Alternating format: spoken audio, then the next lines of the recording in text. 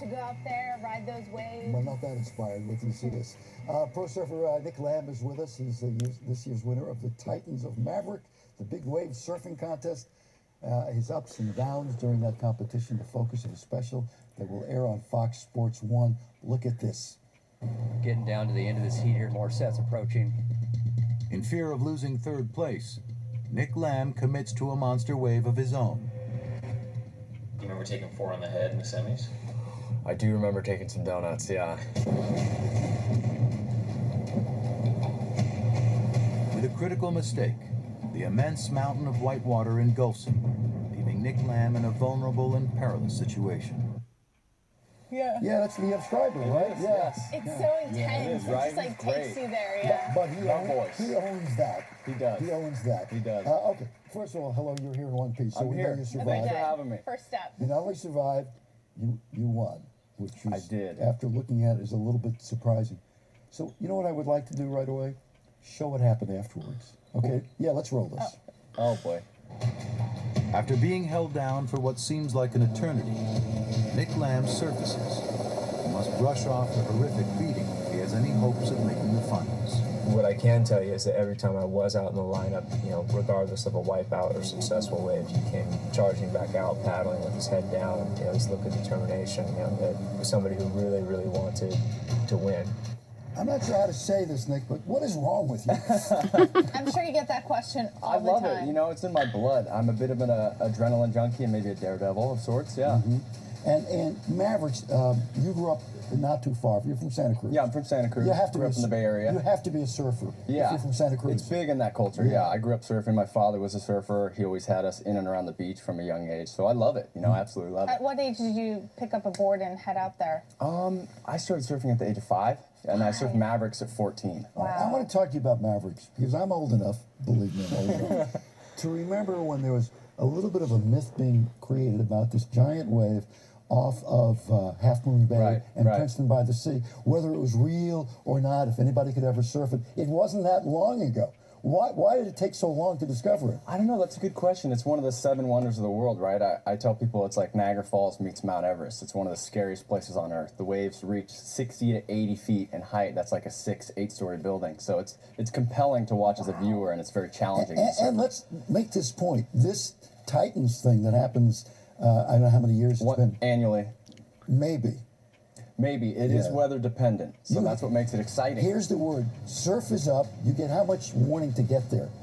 We know about a week out, but they make the call 72 hours prior. And there are people who are coming here from where?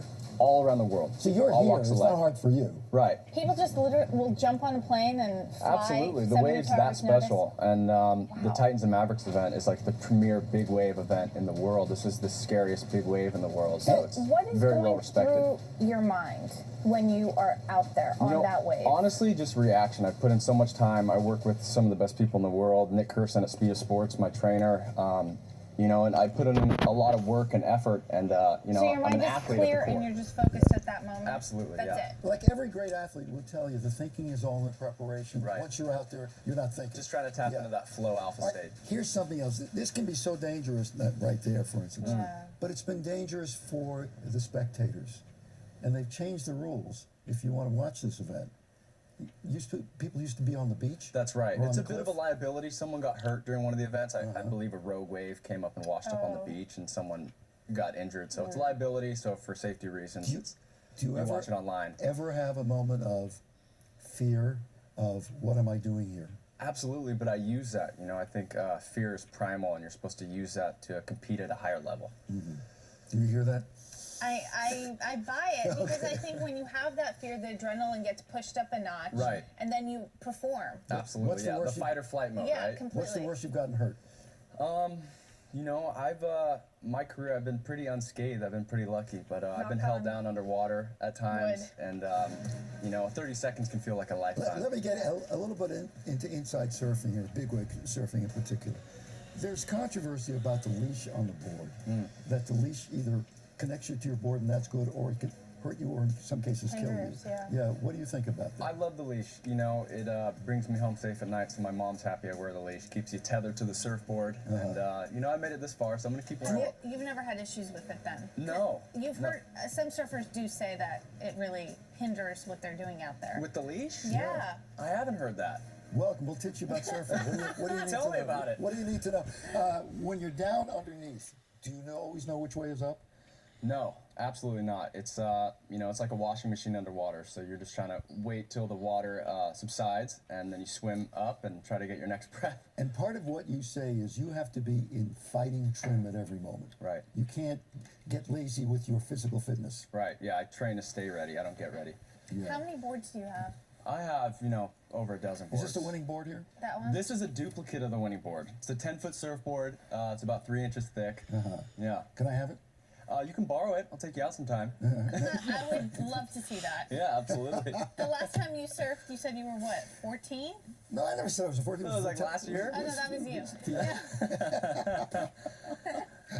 The last time I surfed, I was old, and it was a long time ago. And it was for TV. It was for TV, It was of course. For TV. Pleasure to meet you. Yeah, So nice to absolutely. meet you. And by Thank the you way, for having me on. he's the best dressed big wave surfer in the world. Hey, Clean looking up good. very Looking nicely. good. Thank Very you. nice. Tides of Mavericks 2016 airs on Memorial Day, Monday at 8 p.m.